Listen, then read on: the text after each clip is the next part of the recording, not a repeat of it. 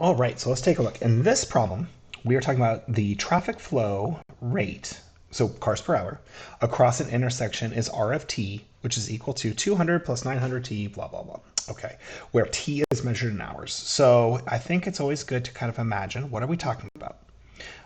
We are talking about, we're putting in t, we're getting out r. T is measured in hours, or in the hour, okay?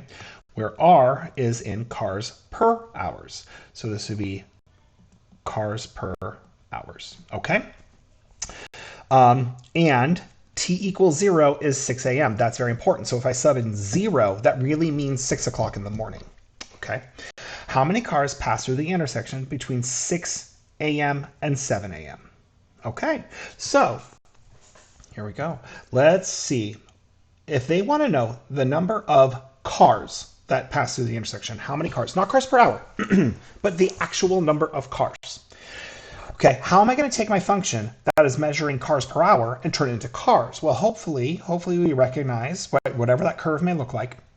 If we find the area under the curve, the area under it, that would be calculated. In calculus, we do it as length times width, but of course we do it with like millions of little rectangles, or we use antiderivatives in the fundamental thermocalculus. But the idea is still the same. It's area, and it's length times width. So therefore, our length being measured in hours, I'll spell this out, R, HR, our length times our width, which would be cars per hour.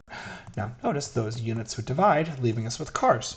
So just by drawing this kind of reinforces the idea that we absolutely want to integrate this function. It will give us the right units. So we're going to do the antiderivative of 200 plus 900t minus 180t squared. And then remember, the integral means summation. It means add up. So what we're doing is we're adding up all the cars that are passing through, cars per hour. How many pass in the first hour, second hour, third hour?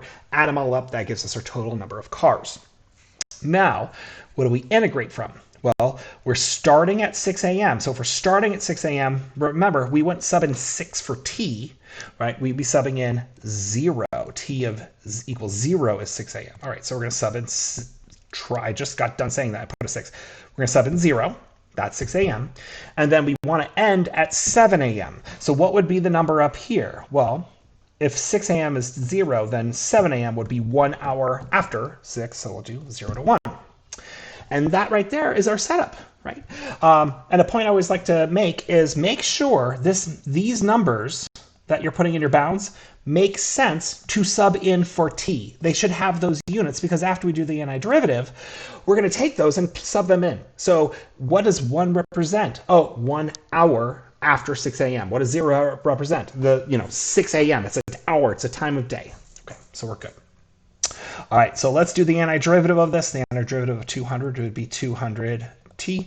The antiderivative of 900t to the first would be t squared divided by 2 minus 180t cubed divided by 3, evaluated from 0 to 1.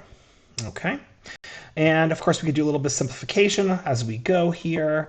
I'm going to do both at the same time. So we're going to do 200 times 1, as we sub in for t, plus 900 divided by 2 would be 450 times 1 squared, minus 180 divided by 3. Well, let's see, 3 times 6 is 18, so that'd be 60. There we go.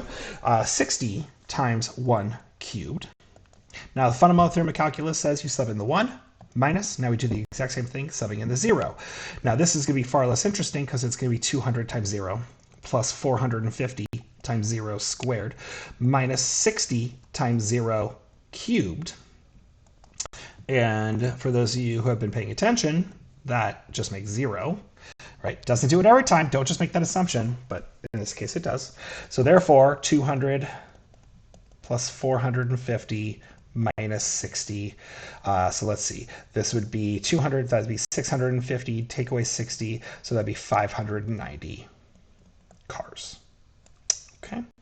So I hope that helps, and I hope it helps you evaluate future problems that are similar.